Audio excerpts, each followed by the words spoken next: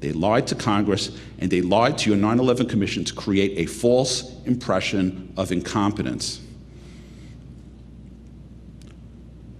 I would ask our critics, do the victims' families, some of whom are here tonight, have a right to ask what they possibly could have been hiding? What could possibly be worse than incompetence? In 1993, Minnie Lee Jones, the Surgeon General of the United States under Bill Clinton, said that masturbation is a part of human sexuality. She was fired by the president.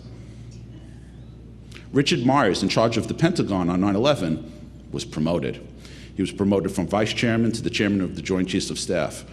Ralph Eberhardt, in charge of NORAD on 9/11, our air defenses, he was nominated and promoted by George Bush to the head of the U.S. Northern Command.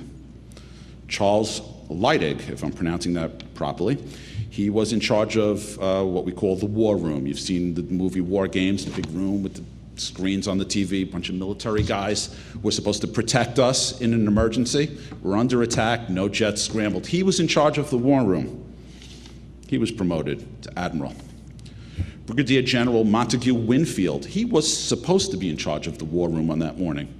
Okay, but the day before 9/11, he asked his deputy to relieve him the next morning at exactly 8:30 a.m., 8 minutes before the military was alerted to the diversion of the first flight. What timing. Winfield's absence was significant because the National Military Command Center was responsible for coordinating information on the 9/11 attacks. He was promoted to the 2-star rank of Major General for being missing from his post. Ben Sliney, in charge of the FAA on 9/11, promoted. Stephen Abbott, coordinator of Dick Cheney's task force on problems of national preparedness. Okay, he was to lead the domestic terrorism task force in June of 2001.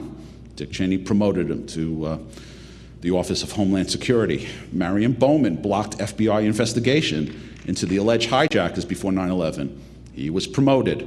Pasquale Diamuro, if I'm pronouncing that correctly, in charge of counterterrorism in New York. He was promoted.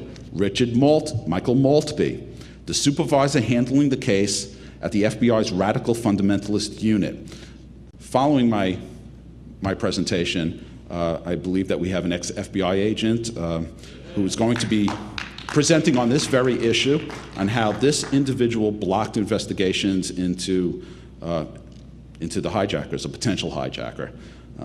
According to an FBI agent, Harry Samet, he wrote FBI headquarters 70 memos about Moussaoui's likely terrorist plans, and Maltby was key in blocking any sort of action. He was promoted to the Joint Terrorism Task Force at the FBI's Cleveland office. Again, in 1993, Minnie Lee Jones, the Surgeon General of the United States under Bill Clinton, stated that masturbation is a part of human sexuality. She was fired for that. What can we extrapolate from this? Well, either masturbation is really, really bad, or there is no accountability associated with 9/11. So why do our critics call us conspiracy theorists? I presented no theories this morning. At this conference, you will see several ex-government officials who are whistleblowers claiming they were blocked from preventing 9/11. We were supposed to have Lieutenant Colonel Anthony Schaffer. I believe he's presenting a video. He did yesterday, in which he reveals that the military had a special program working out of the Pentagon that was tracking these hijackers in Florida.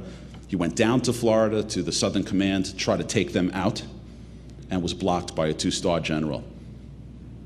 I would think that would raise some questions, why we protected these terrorists in Florida. This is a Bronze Star recipient who worked out of the Pentagon. He's not a conspiracy theorist. He's a Bronze Star recipient. The 9/11 Commission wouldn't even put it in their report. I'd like to finish by talking about an editorial I saw just the other day by somebody by the name of Paul Craig Roberts. For those who don't know Paul Craig Roberts, some of you do,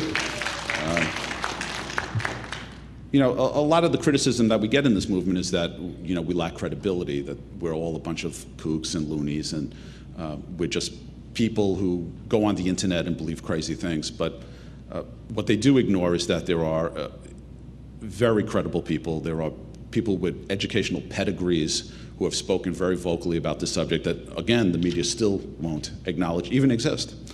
Paul Craig Roberts was the Assistant Secretary of the Treasury in the Reagan administration, earning fame as a co-founder of Reaganomics.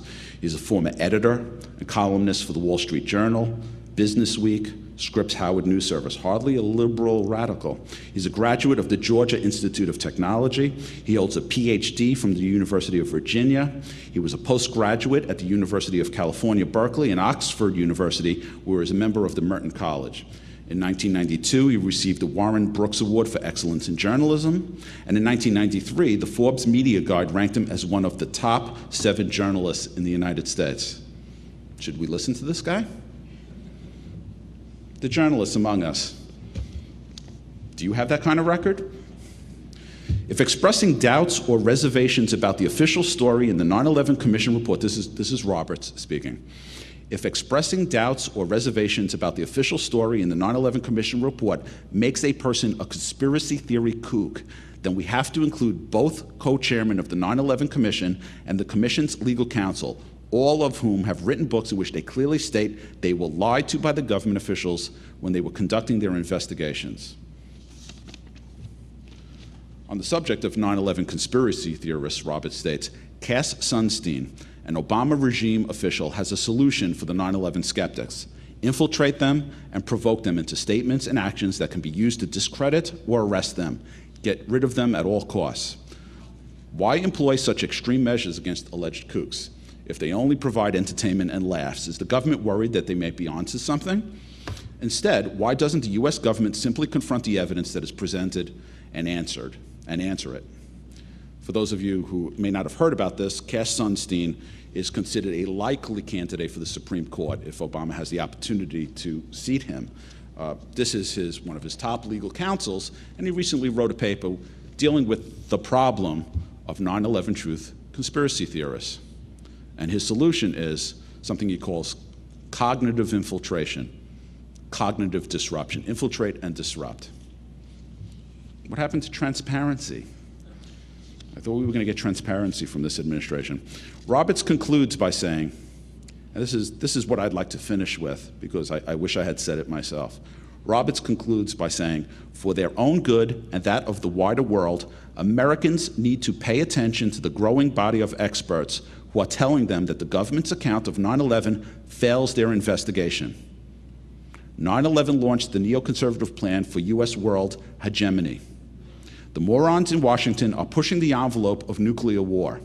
The insane drive for American hegemony threatens life on Earth. The American people, by accepting the lies and deceptions of their government, are facilitating this outcome. Thank you.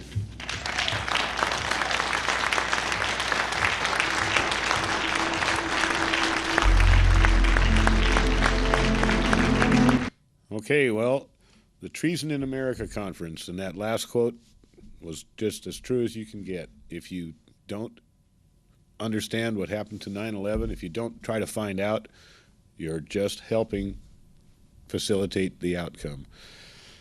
Well, we're going to open up the lines. You see the phone calls behind us there, the phone numbers behind me, 288-4442 and 288-4448.